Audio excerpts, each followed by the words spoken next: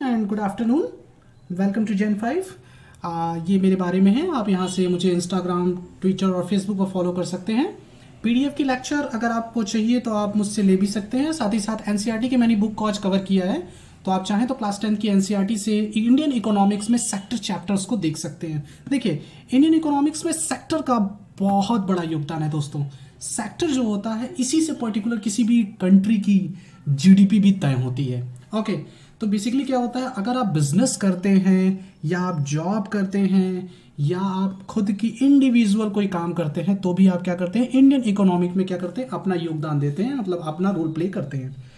तो यहाँ पर आज हमें ये बहुत इंपॉर्टेंट चैप्टर पढ़ना है इंडियन इकोनॉमिक्स में, सेक्टर्स के बारे में। सेक्टर्स की आखिर क्या रोल है इस पूरे इंडियन इकोनॉमिक्स में, आज यहाँ पर हम क्या करेंगे, इसकी चर्चा करेंगे। तो आइए स्टार्ट करते हैं। देखिए, अगर हम इंडियन इकोनॉमिक्स की बात करते हैं तो भारत में ग्रोथ अप कहाँ से होता है, या तो इंडस्ट्रीज करती हैं, या तो फार्मर्स करते हैं, या तो टीचर्स करते हैं, डॉक्टर्स करते हैं। ठीक है, हम लोग कैसे करते हैं, हम लोग अगर टीचर हैं, डॉक्टर हैं या अदर कोई जॉब में है तो हम लोग क्या करते हैं, टैक्स पेड करते हैं। ठीक है, टैक्स पेड करते हैं। अगर हमारे, मान लीजिए हम बिजनेसमैन हैं, हमारी पास हमारी फैक्ट्री है या हमारा कोई बहुत बड़ा कारखाना है या हम खुद से कुछ मैन्युफैक्चरिंग करते हैं, तो भी हम टैक्स के जरिए क्या करते हैं, इंडियन इकोनॉमिक में अपना रोल प्ले करते हैं या रिस्पॉन्सिबिलिटी दिखाते हैं। देखिए, एक अगर मान लीजिए हम फार्मर भी हैं, तो फार्मर भी होने के कारण हम क्या करते हैं, कुछ ना कुछ पार्ट गवर्नमेंट को पेड करते हैं, जिससे क्या होता है, हम जीडीपी का कुछ पार्ट होल्ड कराते हैं।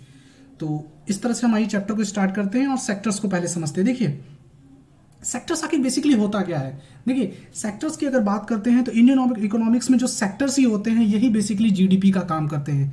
देखिए, सेक्टर्स जो होते हैं वो किसी भी एक, मान लीजिए आपका कोई भी एक सेगमेंट है इकोनॉमी का, कोई भी एक सेगमेंट है। जैसे मैंने मान लीजिए कोई फार्मास्यूटिकल की कंपनी खोल दी, या मान लीजिए मैंने फैक्ट्री खोल दिया, तो ये जो फैक्ट्री होगा ना, इसमें जितने भी शेयर होंगे या जितने भी शेयर होल्डर्स होंगे, उन सभी की सर्विसेज की बारे में बात करेंगे, उन प्रोडक्ट्स के बारे में बात करेंगे जो उस फैक्ट्री में हम उसको क्या करेंगे, जनरेट कराएंगे। उस प्रोडक्ट को जो इसको हम जनरेट करा रहे हैं फैक्ट्री में, उसकी भी बात हम सेक्टर में करते हैं। तो सेक्टर बेसिकली क्या होता है, एक बहुत बड़ा सेगमेंट होता है, बहुत बड़ा सेगमेंट होता है इंडियन इकोनॉमी का या इकोनॉमी का, जिसमें बिजनेसमैन लोग या कोई पर्टिकुलर पर्सन जो इंडिविजुअल वर्क करता है, वो क्या करता है, प्रोडक्ट बनाता है, शेयर प्रोड्यूस करता है और साथ ही साथ सर्विस प्रोवाइड करता है। ठीक है, जैसे क्या है, अगर जैसे मान लीजिए हमारे समय इस समय मोबाइल की कंपनी में लेकर रखा हूं, मान लीजिए जियो की है, तो जियो क्या है, एक प्रकार का सेक्टर, एक ऑर्गेनाइजेशन है जो क्या करता है, हम वहाँ शेयर भी प्रोड्यूस करता है, साथ ही साथ हमें सर्विस भी देता है, और सर्विस के साथ साथ प्रोडक्ट भी वहाँ बनते हैं। प्रोडक्ट में आपके पास जितने भी इलेक्ट्रॉनिक डिवाइसेस, जैसे आजकल जियो का फ़ोन चला है, जियो के सिम्स चले हैं, ठीक है, हॉटस्पॉट्स के लिए बनाने के लिए हमारे पास डोंगल्स चले हैं, तो ये सारी चीज़ें क्या करता है, प्रोड्यूस करता है। तो सेक्टर एक लार्ज सेगमेंट होता है। ठीक है दोस्तों, तो अब आगे चलते। देखिए, सेक्टर के बारे में जब हम पढ़ते हैं तो देखिए यहाँ पर काफ़ी चीज़ें दिखाई दे रही हैं। ये दिखाई दे रहा है, ये फार्मर्स हैं, ये यहाँ पर क्या हो रही है, कपास की खेती हो रही है, यहाँ कपड़े दिखाई दे जा रहे हैं, यहाँ पर ईंटे के भट्टे पर काम किया जा रहा है, ये कूली है। ये सब का काम क्या है, देखिए बेसिकली सेक्टर्स 3 तरह के होते हैं, प्राइमरी, सेकेंडरी एंड टर्शियरी। देखिए, जब प्राइमरी, सेकेंडरी और टर्शियरी की बात करते हैं, कैसे क्या होता है, कुछ चीज़ें हमें नेचुरल रिफॉर्म्स मिलती हैं, नेचुरली मिलती हैं। नेचुरली जब हमें कोई चीज़ें मिलती हैं, नेचुरली जब हम कोई बिजनेस करते हैं और उस बिजनेस के थ्रू हम चाहे देश की चाहे अपनी इकोनॉमिक्स में ग्रोथ करते हैं, तो हम बेसिकली क्या करते हैं, हम बात करते हैं प्राइमरी सेक्टर की। तो प्राइमरी सेक्टर क्या करता है, वो गुड्स या वो सामान बनाता है जिसके रिसोर्सेज कैसे होते हैं, नेचुरली होते हैं, पूरी तरह से नेचुरली होते हैं। जैसे एक किसान पूरी तरह से अगर बिजनेस पर अपने डिपेंड है तो वो है फार्मिंग के, वो पूरी तरह से फार्मिंग करके क्या करता है, उसी पर डिपेंड रहता है, तो उसका सेक्टर प्राइमरी है, क्योंकि वो पूरी तरह से नेचुरल रिसोर्सेज पर डिपेंड है। जब वो नेचुरल रिसोर्सेज पर डिपेंड होता है तो वो बात करता है प्राइमरी सेक्टर की। ठीक है, जब कोई फिशरमैन होता है जो फिशिंग करता है, तो वो फिशिंग करता है, तो भाई फिश जो है वो नेचुरली होती है, वो जीव है, एनिमल है, तो पूरी तरह से वो नेचुरली है। तो जब वो बिजनेस नेचुरली करता है, नेचर के थ्रू या नेचुरल रिसोर्सेज पर डिपेंड रहता है, तो उसे हम क्या कहते हैं, प्राइमरी सेक्टर। ठीक है, तो इसके बहुत सारे एग्जाम्पल होंगे, चाहे माइनिंग आप करा लीजिए, माइनिंग भी क्या होता है, नेचुरली होता है। मेन चीज जो आता है हमारे पास, देखिए सेकेंडरी सेक्टर आता है। सेकेंडरी सेक्टर बहुत इंपॉर्टेंट होता है, इसके भी कई बेसिस हैं। देखिए, जब हम क्या करते हैं, हम नेचुरल रिसोर्सेज पर डिपेंड होकर कोई नया चीज बनाते हैं। जैसे क्या होता है, कपास को ले लेना और उससे कपड़े बना देना, तो मैंने क्या किया, नेचुरल रिसोर्सेस को चेंज कर दिया, दूसरे रिफॉर्म सोर्स में मैंने इसको चेंज कर दिया। ठीक है, जैसे जूते, मैंने शूज बनाया, शूज कैसे बना, चमड़े से बना। चमड़े कौन है, चमड़ा देगा कोई एक जानवर, जानवर क्या है, नेचुरल रिसोर्स है। तो जब हम नेचुरल रिसोर्सेस को चेंज करके या मैन्युफैक्चरिंग करके हम क्या कर देते हैं, एक नया मटेरियल बना देते हैं यूज के लिए, और उसके थ्रू क्या करते हैं, बिजनेस करते हैं या पैसा कमाते हैं, तो उस इंडस्ट्रियल प्रोसेस को ही हम क्या करते हैं, सेकेंडरी सेक्टर, क्योंकि ये पूरी तरह से नेचुरल रिसोर्सेस से ही उसमें चेंज होकर आता है। तो इसके लिए बहुत सारे एग्जांपल्स हैं आपके पास, जैसे आप मान लीजिए फाइबर का यूज करके कुछ बना रहे हैं, कॉटन का यूज करके कुछ बना रहे हैं, प्लांट का यूज करके कुछ बना रहे हैं। ठीक है, तो ये सारी चीज़ें करके आप क्या करते हैं, सेकेंडरी आप क्या करते हैं, सेक्टर्स को जनरेट करते हैं। फिर सबसे इंपॉर्टेंट है टर्शियरी सेक्टर। देखिए टर्शियरी सेक्टर भी अपने आप में बहुत इंपॉर्टेंट है। यहाँ आपको दिखाई दे रहा है, क्या दिखाई दे रहा है, ये गाड़ी है, रेल की पटरियाँ हैं, ठीक है, ये एक आदमी बैठ के ठेले पे कुछ बेच रहा है, और ये कुछ कंप्यूटर्स हैं जो सामने दिखाई दे रहे हैं। तो आखिर इनका क्या मतलब है, देखिए टर्शियरी सेक्टर की हम बात करते हैं तो ये बेसिकली क्या होता है, अगर इस सेक्टर में हम देखते हैं तो ये क्या करता है, प्राइमरी सेकेंडरी सेक्टर के हेल्प से क्या करता है, प्राइमरी सेकेंडरी सेक्टर की हेल्प से क्या करता है, एक नया सेक्टर जनरेट करता है। जैसे क्या है, आपको कोई खाने का सामान चाहिए, अब आपको कोई खाने का सामान चाहिए, आप मान लीजिए इन द सेंस भारत के किसी किनारे पर रह रहे हैं, तो क्या होगा, जैसे मान लीजिए आपको खाने का कोई सामान चाहिए, बिस्किट चाहिए, तो बिस्किट क्या होगा, नेचुरल रिसोर्सेज से क्या करेगा, इंडस्ट्रीज बनाएगा, नेचुरल रिसोर्सेज से बिस्किट बनाएगा कौन, सेकेंडरी सेक्टर मिलकर क्या प्राइमरी सेक्टर की चीज़ों से उन चीज़ों को रिफॉर्म करेगा। अब वो आप तक पहुंचेगा कैसे, शक्तिमान थोड़ी लेकर आएगा, वो चीज़ें आपको पहुंचाने के लिए या तो आपको ट्रांसपोर्ट की जरूरत पड़ेगी, या कोई आदमी की जरूरत पड़ेगी, या रेलवे की जरूरत पड़ेगी। तो ये क्या करते हैं, ये सारी चीज़ें आप तक पहुँचाते हैं। ठीक है, तो ये टर्शियरी सेक्टर का पार्ट है। टर्शियरी सेक्टर में क्या होता है, जो हम गुड्स बनाते हैं या जो कुछ प्रोडक्शन करते हैं उसको हम क्या करते हैं, भेजने का काम करता है। देखिए टर्शियरी सेक्टर कभी कोई चीज़ प्रोड्यूस नहीं करता, प्राइमरी सेक्टर तो प्रोड्यूस कर सकता है, लेकिन टर्शियरी सेक्टर कुछ प्रोड्यूस नहीं कर सकता, ये सिर्फ सपोर्ट करता है। It only support to you, कि आप तक सारी चीज़ें पहुंच जाएं। ठीक है, जैसे टीचर्स क्या करता है, वो पूरी तरह से आपको नॉलेज देता है। जब नॉलेज देता है तो हर चीज़ों को आप तक पहुंचाता है कि आप उन चीज़ों को समझिए और समझकर आगे बढ़िए। ठीक है, एक डॉक्टर क्या है, वो नेचुरल रिसोर्सेज और सेकेंडरी सेक्टर से, दोनों चीज़ों से मिलकर, नेचुरली मतलब प्राइमरी और सेकेंडरी सेक्टर से उसे जो चीज़ें मिलती है, जैसे दवा क्या है, प्राइमरी सेक्टर को हमने सेकेंडरी सेक्टर में उसका मैन्युफैक्चरिंग करने के बाद आपको उस दवा को देकर आपको हेल्दी किया, तो हमने टर्शियरी सर्विस सेक्टर का यूज किया। ठीक है, तो जो प्राइमरी सेक्टर होता है दोस्तों, वो एग्रीकल्चर से हो सकता है। ठीक है, सेकेंडरी सेक्टर जो होता है इंडस्ट्रियल होता है, और टर्शियरी सेक्टर जो होता है वो सर्विस। इसका मतलब है कि आप एग्रीकल्चर के थ्रू इंडस्ट्रियल फॉर्म से जब सर्विस देते हैं तो उसी को हम कहते हैं सेक्टर। आई थिंक आपको यहां समझ में आ गया होगा। देखिए जो ये सेक्टर्स होते हैं यही हमारे जीडीपी का मेन हिस्सा होते हैं। जीडीपी में ग्रॉस डोमेस्टिक प्रोडक्ट। देखिए जीडीपी आखिर होता क्या है, पहले इसको समझ लेते हैं। देखिए जीडीपी का मतलब ही सिंपल यही होता है दोस्तों कि जो हम पूरे साल हम जो करते हैं, जो प्रोडक्शन करते हैं अपने देश में या अपने कंट्री में, जो हम प्रोडक्शन करते हैं उस प्रोडक्शन का क्या वैल्यू है, उस प्रोडक्शन की क्या वैल्यू है। जैसे अगर हम बात करते हैं कि हमने पूरे साल किसी चीज़ का प्रोडक्शन किया, ठीक है, पूरे साल किसी चीज़ का प्रोडक्शन किया, तो हर सेक्टर से हमने कितने प्रॉफिट कमाए, और उस सेक्टर का क्या मीन्स बना, उस सेक्टर का फाइनल गोल क्या बना, वही हमारा क्या होता है, जीडीपी होता है। तो जीडीपी की अगर हम बात करते हैं तो जीडीपी बेसिकली क्या होता है, एक ग्रॉस डोमेस्टिक प्रोडक्ट होता है, जिसके द्वारा हम फाइनल गुड्स और सर्विसेज से क्या करते हैं, हर सेक्टर को साल भर उसमें क्या चेंजेस हो रहे हैं उसके बारे में हम यहाँ क्या करते हैं, अनुमान लगाते हैं या उसकी वैल्यू फाइंड आउट करते हैं। तो देखिए बेसिकली इंडिया में या हम कहीं भी बात करते हैं तो टर्शियरी सेक्टर हमेशा अपना रोल क्या करता है, हाईली प्ले करता है। हाईली प्ले करता है, क्योंकि अगर सर्विसेज ही नहीं रहेंगे तो हम चीज़ों को प्रोवाइड कैसे करेंगे। तो चीज़ों को प्रोवाइड करने के लिए सर्विस का होना बहुत ज़रूरी है। ढेर सारे मैंने मोबाइल मैन्युफैक्चरिंग कर दिए हैं और उसका हम सर्विस ही नहीं दे पा रहे हैं, तो कोई खरीदेगा भी नहीं, और सर्विस के बाद अगर हम उसको पहुंचा नहीं पा रहे हैं तो फिर भी मुझे दिक्कत होगी। तो हर चीज़ सर्विस पर डिपेंड करती है दोस्तों। अगर आपकी सर्विस ठीक है दैट मीन्स आप स्टेबल हो जाएंगे या आप वहाँ पर काम कर सकते हैं। ठीक है, तो ये बड़ा इंपॉर्टेंट चीज़ है। तो यहाँ से आपको मुझे लगता है कि आपको जीडीपी भी समझ में आ गई। देखिए इसके बाद बड़ा इंपॉर्टेंट टॉपिक आता है, बहुत ज़्यादा उससे क्वेश्चन अराइज किया जाता है, वो है मनरेगा। ठीक है, मनरेगा की बात करते हैं हम लोग। देखिए मनरेगा जो होता है ये भी बड़ा इंपॉर्टेंट टॉपिक है। बेसिकली क्या होता है कि हमारे देश में जो अनएम्प्लॉयमेंट है वो बहुत तगड़ा है। अनएम्प्लॉयमेंट हमारे क्या बहुत तगड़ा है। मतलब एम्प्लॉय को नौकरी ही नहीं मिल रही है, उसके पास सारी डिग्री है, सब कुछ है, वो एलिजिबल है, लेकिन उसके पास कोई काम नहीं है। क्यों नहीं काम है? उसके कई कारण हैं। पहला, यहाँ पर जॉब जनरेट नहीं हो पा रहा है। जॉब जनरेट नहीं हो पा रहा है, जॉब ही नहीं तो लोग को देंगे क्या? आपको घर से थोड़ी बैठा के देंगे कोई जॉब। तो जॉब देने के लिए आपको क्या किया जाएगा? आप अगर उसके एलिजिबल भी हैं, अगर आपको जॉब चाहिए तो आपको पहले क्या करना होगा? आपको उसके लिए अप्लाई करना होगा। अप्लाई करने से पहले उस जॉब की वैकेंसी होनी चाहिए दोस्तों। तो आइए हम समझते हैं। तो जब बहुत ज़्यादा बेरोजगारी पड़ जाती है तो लोग क्या करते हैं? गलत से गलत काम भी कर सकते हैं, कुछ भी कर सकते हैं। तो उससे बचने के लिए इंडियन गवर्नमेंट ने 2005 में मनरेगा की योजना लाई। मनरेगा की योजना बहुत इंपॉर्टेंट है दोस्तों। इसका फुल फॉर्म जो है वो है Mahatma Gandhi National Rural Employment Guarantee Act. ठीक है, ये लाया गया किसके द्वारा? 2005 में गवर्नमेंट के द्वारा लाया गया। देखिए, ये बहुत इंपॉर्टेंट है। यहां पर एम्प्लॉयमेंट के लिए लोगों को क्या किया गया? आइडेंटिफाई किया गया और प्रमोट किया गया, और साथ ही साथ उनकी लोकेशन देखी गई कि जिनके पास इंडस्ट्रीज हैं या वो सर्विसेज प्रोवाइड कर सकते हैं तो उनके क्या हम जॉब देंगे। क्या देंगे? जॉब देंगे। जब हम जॉब देंगे तो हमारे क्या, जॉब देने से क्या होगा? लोगों को जब काम मिलेगा तो वो गलत काम करेंगे नहीं और अच्छे तरीके से अपना पेट भरेंगे और क्या करेंगे? अपनी फैमिली को चला सकते हैं। तो इसमें क्या हो गया? देखिए, लोगों को टूरिज्म का काम दिया गया, इंडस्ट्रीज में काम दिए गए। जैसे ये औरत यहाँ पर बैठी हुई है, ये लेडीज क्या कर रही हैं? ये पेंट का काम कर रही हैं। तो जब इनको काम मिल गया तो इनके पास पैसा भी आएगा, और इनके पास पैसा आएगा तो ये जो काम वो जो चाहती हैं वो कर सकती हैं। तो Mahatma Gandhi National Rural Employment Guarantee Act मनरेगा के तहत क्या हुआ कि नीति आयोग जो कि हमारी इस समय प्लानिंग कमीशन है, तो प्लानिंग कमीशन क्या करती है? नियर अबाउट हर साल, ठीक है, 20 लाख से ज़्यादा लोगों को जॉब देती है या प्रोवाइड कराती है। तो ये होता क्या है?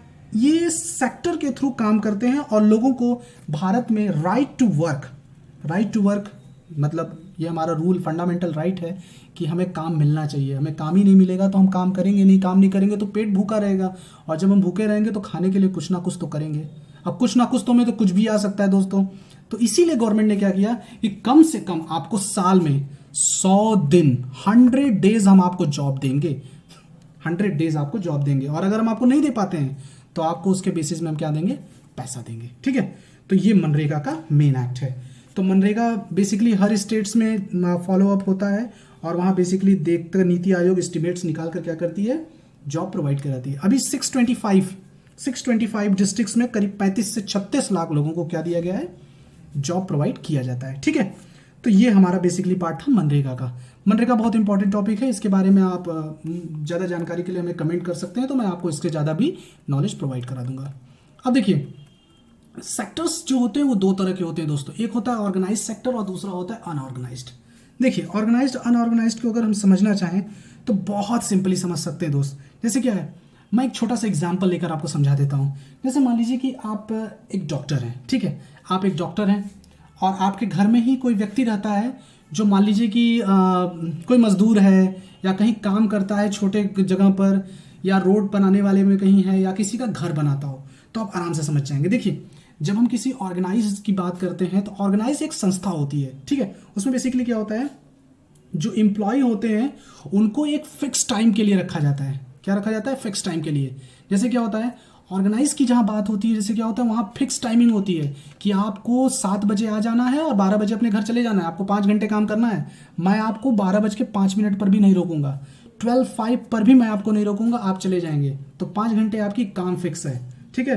प्लेस फिक्स है, ठीक है। और सबसे बड़ी चीज़ है कि आपका काम भी फिक्स है। अब ये थोड़ी है कि आप डॉक्टर हैं और आप पहुंच कर लगेंगे बिजली बनाने, तो ऐसा नहीं होगा। आपकी सैलरी फिक्स होगी, आपकी टाइमिंग फिक्स होगी, आपका वर्क फिक्स होगा और आपका प्लेस फिक्स होगा, ठीक है। अब प्लेस नहीं बदल जाएगा, पता चला डॉक्टर को अस्पताल की जगह पुलिस स्टेशन में काम लगा दिया जाएगा, ठीक है। तो ये आपको याद रखना है कि ऑर्गेनाइज जो प्लेस होता है वहाँ पर क्या होता है, इस तरह के सेक्टर में एम्प्लॉय का काम, टाइमिंग, ठीक है, काम करने का तरीका और जगह, ये सारी चीज़ें फिक्स रहती हैं और सैलरी भी फिक्स रहता है। लेकिन जब कोई दूसरा आदमी जो काम करना चाहता है, जैसे मान लीजिए कोई आदमी है, वो क्या करता है, वो जाके कहीं मान लीजिए किसी ग्रॉसरी शॉप पर काम करता है, या मान लीजिए वो जाकर कहीं ईंटें ढोता है, या मान लीजिए वो कोई घर बनाता है। तो वो घर बनाता है तो उसको भरोसा नहीं कि उसे अगले दिन वहाँ काम मिलेगा कि नहीं, क्योंकि वो सेक्टर नहीं है। और क्या होगा, वो 10 बजे जाएगा, वो 6 बजे छूटेगा कि 7 बजे छूटेगा कि 8 बजे छूटेगा, उसकी टाइमिंग भी फिक्स नहीं है। अब बात तो उसने 350 की हो सकता है, शाम को मालिक उसे 200 रुपये दे दे, तो वहाँ टाइमिंग भी फिक्स नहीं है, सैलरी भी फिक्स नहीं है, तो इस तरह के ऑर्गेनाइजेशन को हम अनऑर्गेनाइज्ड सेक्टर कहेंगे। ठीक है, तो ऑर्गेनाइज सेक्टर में हमें लगता है दोस्तों आपको समझ में आएगा कि वहाँ एम्प्लॉयमेंट, काम और सबसे बड़ी चीज़ है कि टाइमिंग और प्लेस सब फिक्स रहेगा। लेकिन अनऑर्गेनाइज सेक्टर में ये सारी चीज़ें फिक्स नहीं होती, आपका जैसा काम वैसी आपको ग्रोथ अप मिलेगी। ठीक है, देखिए अगर हम बात करते हैं ऑर्गेनाइज सेक्टर की दोस्तों, तो ऑर्गेनाइज सेक्टर में बहुत सारी चीज़ें होती हैं। ऑर्गेनाइज सेक्टर में बेसिकली क्या होता है, इसे गवर्नमेंट क्या करती है, कुछ कंपनी के रूल बनाती है या ऑर्गेनाइज सेक्टर्स के कुछ रूल्स बनाती है जिसको ऑर्गेनाइज सेक्टर को फॉलो करना होता है। साथ ही साथ ऑर्गेनाइज सेक्टर में जितने लोग काम करते हैं उनकी सिक्योरिटी होती है, उनको पीएफ मिलता है, उनको मेडिकल सुविधाएं मिलती हैं, उनके साथ कोई गलत काम ना हो इसके लिए क्या करती है गवर्नमेंट रूल्स एंड रेगुलेशंस बनाती है। लेकिन अनऑर्गेनाइज सेक्टर में ऐसा कुछ नहीं होता। आप काम पर जा रहे हैं, आप बीमार पड़ जाते हैं तो आप कल नहीं आएंगे तो कोई दिक्कत नहीं है, आपको जगह दूसरा किसी को रख लेगा। ठीक है, तो आपकी नौकरी का वहाँ दिक्कत हो गया।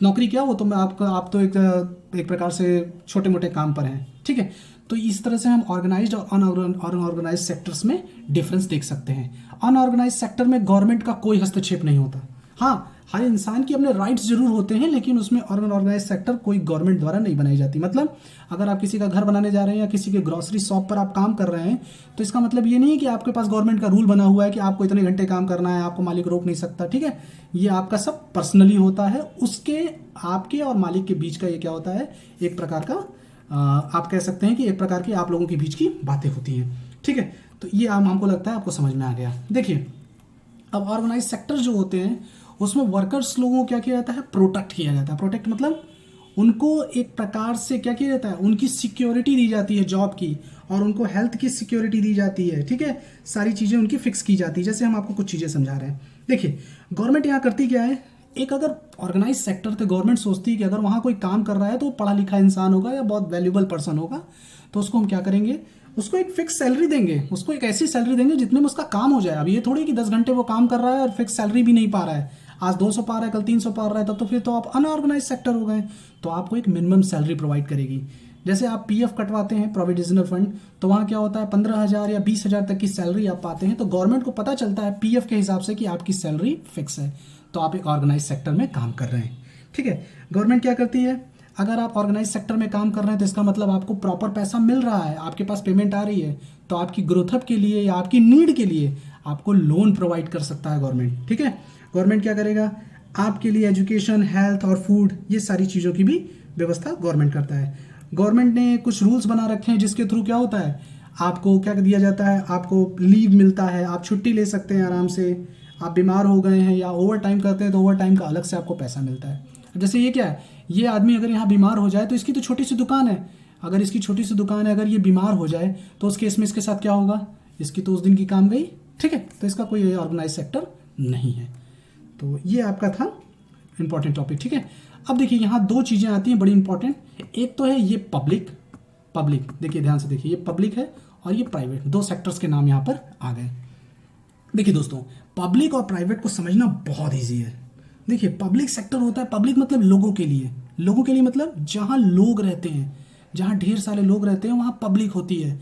जैसे पुलिस क्या है, वो पब्लिक के लिए, वहाँ हम आप कोई भी जा सकते हैं। ठीक है, तो पब्लिक सेक्टर्स जो होते हैं वो बेसिकली क्या होते हैं, गवर्नमेंट द्वारा हैंडल किए जाते हैं। ठीक है, जैसे पोस्ट ऑफिस का इस्तेमाल कौन कर सकता है, सब कोई कर सकता है, हम कर सकते हैं, आप कर सकते हैं, सब कोई कर सकता है, तो ये पब्लिक सेक्टर है। पुलिस का इस्तेमाल कौन कर सकता है, सब कोई कर सकता है, हम कर सकते हैं, आप कर सकते हैं, कोई भी छोटा आदमी हो चाहे बड़ा आदमी हो, सब कोई कर सकता है, तो ये कैसा है, पब्लिक सेक्टर है। रेलवे कैसा है, पब्लिक सेक्टर है, सबके लिए है, एक छोटा आदमी एक बड़ा आदमी कोई भी जा सकता है, तो वो पब्लिक सेक्टर है। पब्लिक सेक्टर का मतलब उसे कोई भी यूज़ कर सकता है। ठीक है, वो पब्लिकली होता है। लेकिन private sector basically service provide कर देता है इंडिविजुअल मतलब अगर आपने सिम लिया है, सिम का काम कर रहे हैं आप, प्राइवेट सेक्टर से जुड़े हुए हैं, तो प्राइवेट सेक्टर आपको क्या करेगा, सिर्फ आपको ओनरशिप देगा, उसका इंडिविजुअल कोई ओनरशिप होगा और सिर्फ वही उसका इस्तेमाल कर सकता है और दूसरा कोई नहीं। ठीक है, वो सर्विस प्रोवाइड करेगा, उससे ज़्यादा कुछ नहीं। ठीक है, इसका एग्जांपल में आप ले सकते हैं, टाटा आयरन स्टील की कंपनी ले सकते हैं, रिलायंस इंडस्ट्रीज ले सकते हैं। ये सब क्या है, खुद की कंपनी है, अनिल अंबानी ही इसकी कंपनी का मालिक है, कोई और दूसरा नहीं हो जाएगा।